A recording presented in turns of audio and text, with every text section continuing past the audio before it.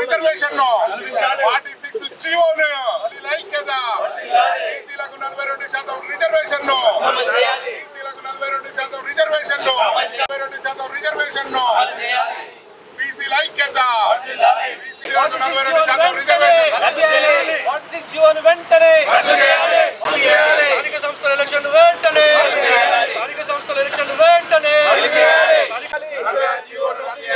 వాయిదా వేయాలి వాయిదా వేయాలి వాయిదా వేయాలి వాయిదా వేయాలి కాంగ్రెస్ కోసం కాంగ్రెస్ కోసం కాంగ్రెస్ పార్టీ బీసీల గొంతు కోసేసింది పూర్తిగా రాజకీయ భవిష్యత్తునే బీసీల భవిష్యత్తుని సర్వనాశనం చేసేసింది ఎంతో ఆశతో లక్కీ డీప్లో పడి 42% ఇస్తే అందరు సర్పంచులు అయితే ఎంపీటీసీలు అయితే జడ్పీసీ అనుకున్నారు ఆశపడ్డారు తీరా చూస్తే ఈ దేశంలో ఎక్కడ జరిగిన అన్యాయం ఇక్కడ జరిగింది ఒక జిల్లా మొత్తంలో బీసీలు ఉండరు ఒక మండలం మొత్తం బీసీలు ఉండరు 95% జనాభా ఉన్నటువంటి బీసీలలో ఉన్నటువంటి గ్రామాలలో వార్డు మెంబర్ ఉండరు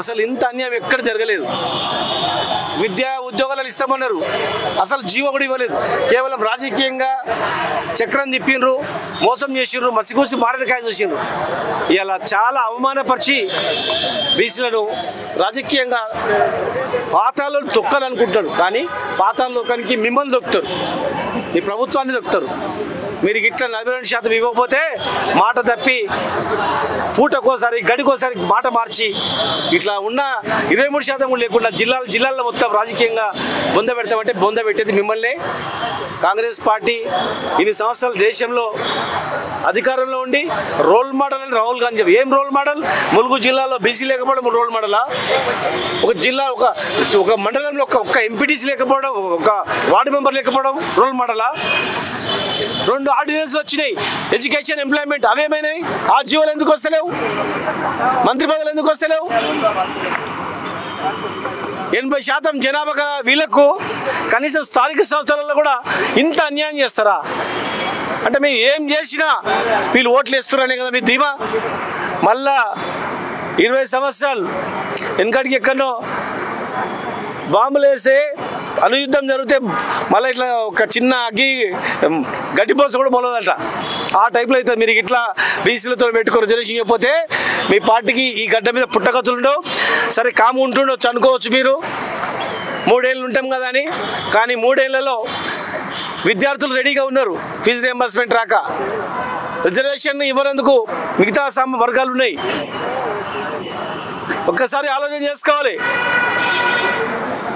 సాయుధ పోరాటం ఎందుకు వచ్చింది నక్సల్బరీ పోరాటం ఎందుకు వచ్చింది ఇక్కడ నుంచి తెలంగాణ పోరాటం ఎందుకు వచ్చింది ఏ అసమానతలు వచ్చింది ఈరోజు రాజకీయ అసమానతలు లేకపోతే రాజకీయ అసమానతలను తొలగించకపోతే ఈ దేశంలో ఇక్కడ నుంచే స్టార్ట్ అవుతుంది ఉద్యమం వెంటనే సవరించుకోవాలి రద్దు చేసుకోవాలి ప్రభుత్వం ఇచ్చిన మాట తప్పకుండా చేయాలి ఇలా గొప్ప చెప్తున్నారు 60% 70% ఎట్లిస్తారండి ఎట్లిస్తారు బీఫామ్స్ లేవు కదా ఏ రకంగా ఇస్తారు అంటే గెలిచినోడు అంతా మేము ఇచ్చినాము మేమే గెలిపించినాం 70% 80% గెలిపించినామనే గెలిచిన తర్వాత అరే మీకు ఫండ్ కావాలన్నా వద్దా కాంగ్రెస్ కార్డు కప్పుంటే ఫండ్ ఇస్తామని చెప్పి వచ్చిన వాళ్ళందరూ గెలిచిన వాళ్ళందరినీ కాంగ్రెస్ కార్డు కప్పి ఇక మొత్తం గెలిచిండ్రు ఇక ఇంతమంది బీసీలు గెలిచిండ్రు అని చెప్పి ఫోటో సెషన్ పెట్టి ఇక మేము గెలిపించినామని చెప్పి దేశానికి రోల్ మోడల్ అని చెప్పుకోవడానిక ఏమంత తెలియలేదు అనుకుంటారా అంత దద్దమ్మలు అనుకుంటున్నారా ఏమనుకుంటున్నారా మీరు దయచేసి కాంగ్రెస్ పార్టీలో ఉన్నటువంటి బీసీలు ఆలోచన చేయాలా ఇది ఈసారి తప్పితే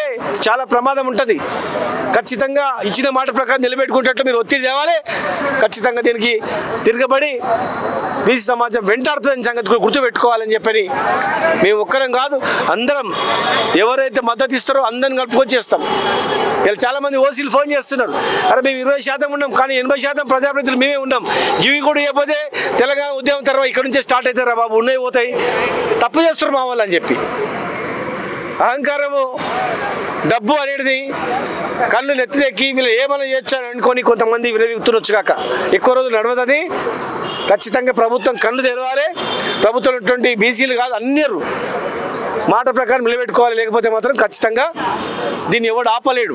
ఎవరి తరం కాదు, కేసుల తరం కాదు, జైలు కాదు. జైలు కూడా సరిపోవు, బద్దలు కొడతారు.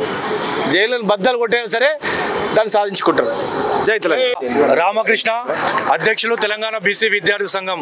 42% రిజర్వేషన్లు కల్పిస్తామని చెప్పి రాష్ట్ర ప్రభుత్వం బీసీలను పచ్చిగా మోసం చేసింది. ఈరోజు కులగణ లెక్కలు బయట పెట్టారు. రాబోయేది పార్లమెంట్ సమావేశాలు ఉన్నాయి. పార్లమెంట్ సమావేశాలలో 99 మంది కాంగ్రెస్ ఎంపీలు ఉన్నారు.